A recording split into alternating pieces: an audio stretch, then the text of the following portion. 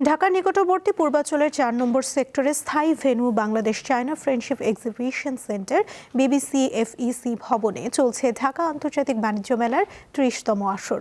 সাপ্তাহিক ছুটির দিনে সেখানকার বেচাকেনা নিয়ে জানাতে যুক্ত আছেন সহকর্মী জহিরুল মোহসান। বাণিজ্য মেলায় ক্রেতা দর্শনার্থীর ভিড় কেমন দেখছেন, বিস্তারিত জানাবেন।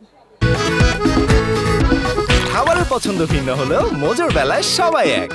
সুমনা ৩০তম আন্তর্জাতিক বাণিজ্য মেলার আজ সপ্তম দিন। আজ শুক্রবার। স্বাভাবিকভাবেই ব্যবসায়ীরা প্রত্যাশা করছেন আজ বেশ ভিড় হবে এবং দর্শনার্থীদের কাছে তারা ভালো বেচা বিক্রি করতে পারবে। তবে আমরা সকাল থেকে এখানে রয়েছি, সকাল থেকে কিন্তু এখনও দর্শনার্থীর উপচে পড়া ভিড় যেটাকে বলে সেটা কিন্তু আমরা এখনও লক্ষ্য করতে পারিনি। তবে সকাল থেকেই দর্শনার্থীরা আসছেন তাদের পছন্দের পণ্য কেনার জন্য। আমরা দেখেছি যে বাণিজ্য মেলার যে মূল কেন্দ্র সেই কেন্দ্রের বাইরেও বেশ কিছু স্টলে দর্শনার্থীদের ভিড় রয়েছে।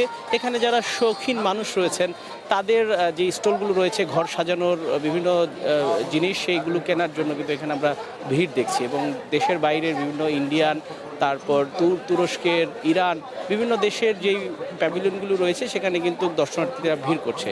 তবে ব্যবসায়ীরা বলছেন যে এই 7 দিনে তাদের ব্যবসা আসলে সেভাবে এখনও তারা আশানুরূপ ব্যবসা করতে পারেনি। তবে আজকে যেহেতু ছুটির দিন শুক্রবার, দুপুরের পর থেকেই এখানে দর্শনার্থীদের ভিড় বেশি হওয়ার প্রত্যাশা করছেন তারা এবং এই আজকের শুক্রবার এবং আগামীকাল শনিবার এই 2 দিন ছুটির দিন হিসেবে তারা বেশ ব্যবসায় করার প্রস্তুতি নিয়েও কিন্তু আসলে বসেছেন। আমরা বেশ কয়েকজন দর্শনার্থীদের সঙ্গে কথা বলেছিলাম, তারা বলছেন যে ছুটির দিন হওয়াতে তারা আজ পরিবার নিয়ে এসেছেন এবং অনেকে আসলে কেনাকাটার জন্য এসেছেন, আবার অনেকে ঘুরতে এসেছেন এবং এই যে আমেজ, এই আমেজে বাণিজ্য মেলা প্রায় জমে উঠছে বলেও বলা যাচ্ছে এবং এই জমে ওঠার মাধ্যমে কিন্তু সামনের যে ছুটির দিনগুলো আসবে সেটা নিয়েও কিন্তু ব্যবসায়ীদের বেশ প্রত্যাশা রয়েছে।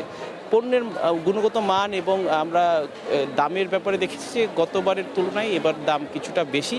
তবে ক্রেতারা বলছেন যে এই দামটা কিছুটা কম হলে হয়তো বা তারা আরও বেশি পণ্য কিনতে পারতেন এবং মেলার শেষ দিকে পণ্যের কিছু ছাড় থাকে, সেই ছাড়ের অপেক্ষা এখনও আসলে অনেকে রয়েছেন। সুমনা। মোহসান, ধন্যবাদ আপনাকে।